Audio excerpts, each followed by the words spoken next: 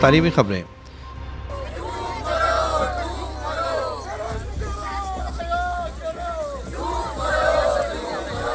جامعہ کراچی میں اساتذہ اور ملازمین کی انجمنوں کا احتجاج شدت اختیار کر گیا ہے۔ 25 مئی بروز پیر انتظامی بلاک سے آزادی چوک تک کی واک کی گئی، جس میں اساتذہ اور ملازمین کی بڑی تعداد نے شرکت کی۔ رہنماؤں نے مطالبات تسلیم نہ ہونے پر عید الاضحیٰ کے پہلے دن بھی دھرنے کا اعلان کیا ہے۔ مظاہرین کے اہم مطالبات میں التوا کے شکار تنخواہوں، پنشن اور طبی الاؤنس کی ادائیگی، ملازمین کی مستقلی اور ترقیوں کی بحالی سمیت حکومت ہند سے خصوصی مالی امدادی پیکیج کا مطالبہ شامل ہے۔ جامعہ کراچی میں نئے وائس چانسلر کی تعیناتی زمینوں، اختیارات اور سیاسی مفادات کی سر جنگ میں تبدیل ہو گئی ہے۔ وزیر اعلیٰ ہاؤس کے قریبی سمجھے جانے والے ایک سابق وائس چانسلر پس پردہ کنگ میکر کا کردار ادا کر رہے ہیں اور انہوں نے ممکنہ امیدواروں کی لابنگ کرتے ہوئے 2 امیدواروں کی وزیر اعلیٰ سندھ سے ملاقات بھی کروا دی ہے۔ عید الاضحیٰ کے بعد سیکرٹری جامعات و بورڈ کے ذریعے حتمی نام وزیر اعلیٰ ہاؤس بھیجے جائیں گے۔ تعلیمی حلقوں میں سوال اٹھ رہا ہے کہ تعیناتی قابلیت پر ہوگی یا زمینوں کے مفادات پر۔ اعلیٰ ثانوی تعلیمی بورڈ کراچی کے تحت سالانہ امتحانات 2026 پرامن ماحول میں جاری ہیں۔ چیئرمین انٹر بورڈ فقیر محمد لاکھو نے کرونگی اور لانڈی کے مختلف کالجوں کا دورہ کر کے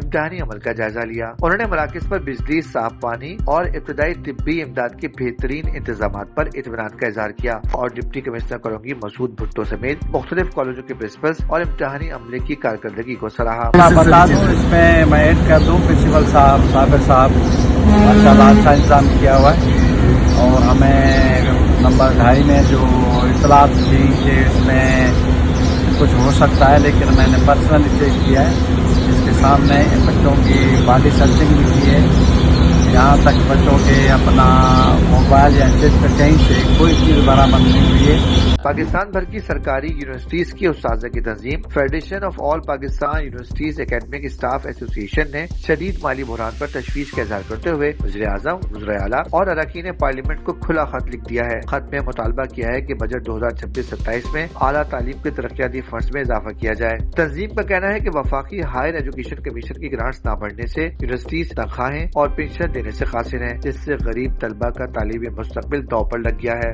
ہائر ایجوکیشن کمیشن کی سالانہ رپورٹ کے مطابق ملک بھر کی جامعات میں قائم بزنس انکیوبیشن سینٹرز کی کارکردگی کا اوسط اسکور 58.7 سے بڑھ کر 64 ہو گیا ہے۔ طلبہ کے نئے کاروباری آغاز میں 29% اضافہ ہوا، جنہوں نے 665 ملین روپے سے زائد آمدنی پیدا کی اور 2000 سے زائد روزگار کے مواقع فراہم کیے۔ مجموعی طور پر ان اداروں نے 1.5 ارب روپے کی سرمایہ کاری حاصل کی۔ National universities of science and technology نس 94 اسکور کے ساتھ پہلے نمبر پر رہی۔ لاہور کی ضلعی انتظامیہ نے امتحانات میں شفافیت برقرار رکھنے کے لیے مانیٹرنگ سخت کر دی ہے۔ ایڈیشنل ڈپٹی کمشنر ریونیو نے فارمن کرسچن کالج اور پنجاب کالج کا دورہ کر کے امتحانی عمل اور عملے کی ڈیوٹیوں کا جائزہ لیا۔ ڈپٹی کمشنر لاہور کے مطابق نقل کے خلاف زیرو ٹالرنس پالیسی نافذ ہے اور امتحانی مراکز کے گرد دفعہ 144 نافذ کر دی گئی ہے۔ گرمی کے پیش نظر طلبہ کے لیے ٹھنڈے پانی اور بجلی کی بلا تعطل فراہمی کی بھی ہدایت کی گئی ہے۔ محکمہ ہائر ایجوکیشن پنجاب میں صوبے کے 9 تعلیمی بورڈز میں گزشتہ 2 سال سے خالی مستقل چیئرمینز کی تعیناتی کے لیے 18 امیدواروں کے ناموں کی سمری منظوری کے لیے وزیر اعلیٰ پنجاب کو ارسال کر دی ہے۔ ہر بورڈ کے لیے 2 امیدواروں کا پینل 254 امیدواروں کے انٹرویوز کے بعد تیار کیا گیا ہے۔ لاہور بورڈ کے لیے یونیورسٹی اساتذہ اور دیگر شہروں کے افسران کو بھی شارٹ لسٹ کیا گیا ہے، جس سے انتظامی امور میں بہتری کی امید ہے۔